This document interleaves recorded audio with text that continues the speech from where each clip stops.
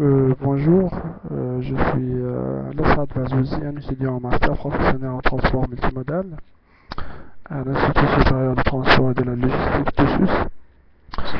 Donc, aujourd'hui, je vais vous exposer mon rapport de stage au sein de l'administration régionale de transport de SUS,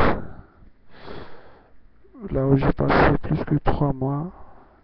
Et durant cette période, j'ai essayé de travailler sur le thème de la gouvernance, ou plutôt le partenariat public-privé, ce qu'on appelle aussi Public and Private Partnership.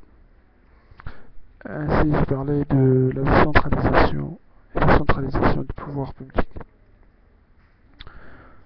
Donc, j'ai essayé de vous montrer les défaillances dans le système de transport, dans le secteur du transport tunisien en général, et proposer en fait des recommandations réalistes ou réalisables pour en fait bâtir ces problèmes et pour ici y améliorer la situation de transport en Tunisie. Donc, la première chose à dire, c'est que pour parler de la gouvernance, il faut avoir un secteur privé solide, ce qui n'existe plus en Tunisie. Je vous donne un petit exemple. Dans la STS, ou la Société de Transport d'Israël, là où j'ai effectué une visite d'une journée, et j'ai trouvé une chose de très bizarre en fait. On sait tout que la compagnie STS, ou la firme ou la société STS, est une société qui assure le transport public des voyageurs et elle est en situation déficitaire.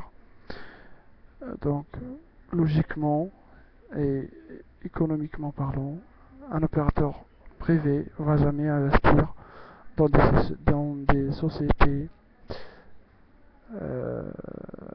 déficitaires. Mais j'ai trouvé qu'il y a plus que 50% des actions de cette entreprise,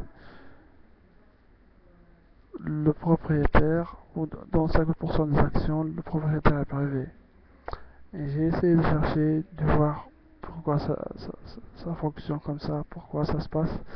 Et j'ai trouvé une chose de très importante, qui est, en fait, pour combler le déficit dans cette entreprise, l'État donne des subventions. Chaque année, c'est l'entreprise qui fixe le montant à verser par l'État à cette entreprise pour combler le déficit. Et ce que j'ai constaté, après mes recherches et après mes enquêtes, que les opérateurs privés dans cette société entrent, c'est grâce à la corruption, ils entrent comme actionnaires dans cette entreprise.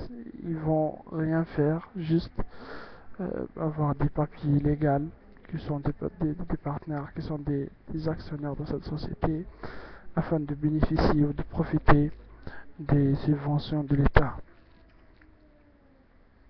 Et ça cause même, en fait, ils ne donnent rien à cette entreprise. Ils sont là juste pour prendre les subventions de l'État. Et ça cause un grand problème qui est en fait la détérioration de la qualité de service dans cette société.